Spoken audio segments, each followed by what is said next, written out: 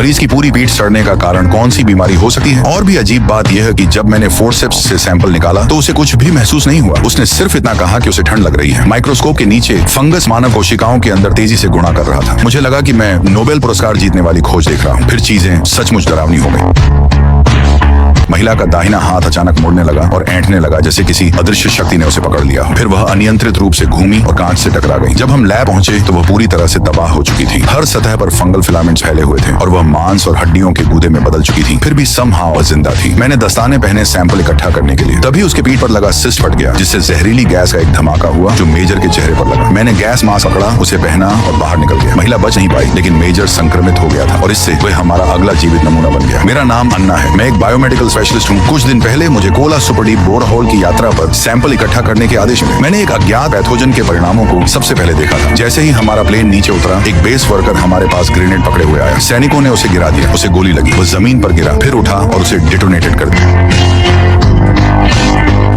मैं मामूली चोटों के साथ बच गया। शव से सैंपल इकट्ठा करने के बाद मैं बेस डायरेक्टर के पीछे एक लिफ्ट में चला गया, जो हमें 5 किलोमीटर नीचे रिसर्च फैसिलिटी तक ले गया। हमने स्टाफ की जांची, संक्रमण के कोई लक्षण नहीं। हम और नीचे उतरे, पूरे 8 किलोमीटर माइन शाफ्ट तक स्रोत की तलाश में। उसकी मौत इसके खिलाफ थी। उसने दावा किया कि पृथ्वी की गहराई में कुछ सील किया गया था और इसे रिलीज करना विनाशकारी होगा। उसने हमें चेतावनी दी कि हम चले जाएं, फिर लिफ्ट पर कब्जा कर लिया और अकेले गहराई में गायब हो गया। चाबी के बिना कर्नल ने सैनिकों को दरवाजे जबरदस्ती खोलने का आदेश दिया ताकि हम सर्विस वॉकवे से नीचे जा सकें। जैसे ही दरवाजे खुले, एक महिला जलती हुई गर्म टनल से बाहर निकली और समहाउ 400 डिग्री फ़ारेनहाइट के तापमान में जीवित रह गई थी। जब हमने उसके कपड़े उतारे तो हमने वह देखा जो मैंने शुरुआत में वर्णित किया था। हम वहां नहीं रह सकते थे। एक इंजीनियर लिफ्ट चलाने की कोशिश कर रहा था, जबकि हमने सैनिकों को टनल में भेजा डायरेक्टर को ढूंढने और असेंट की लाने के लिए। यह अच्छा नहीं था। जब सैनिक वापस आए तो दृश्य शब्दों से परे भयानक था। उनमें से एक ने अपने साथी सैनिकों की ओर देखा, फिर अपनी गर्दन काट ली। जो कुछ भी उस टनल में नीचे था, मैं जानना नहीं चाहता था। हमने दरवाजे बंद कर दिए। 1 सेकंड बाद कुछ दूसरी तरफ था। क्या दरवाजे टिक पाएंगे? काश मुझे पता होता। वह तोड़ने की कोशिश कर रहा था। हम लिफ्ट की ओर भागे और सीधे 8 किलोमीटर स्तर पर नीचे चले गए। सच्चाई हमारे सामने थी। मानव शरीर दीवारों पर लगे हुए थे, फंगल फिलामेंट्स के जाल से सिले हुए, एक विशाल परस्पर जुड़े जीव में बदलते हुए। मैंने जो फंगस खोजा था वह एक थर्मोफिलिक परजीवी था। इसे कम तापमान में उजागर करें तो यह मर जाता है। जीवित रहने के लिए इसे लगातार जीवित मेजबानों के शरीर की गर्मी पर भोजन करना पड़ता था।